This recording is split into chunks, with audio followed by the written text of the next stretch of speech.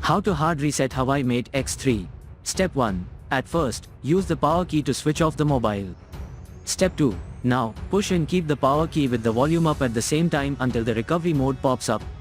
Step 3. Here, hit on the clear data part.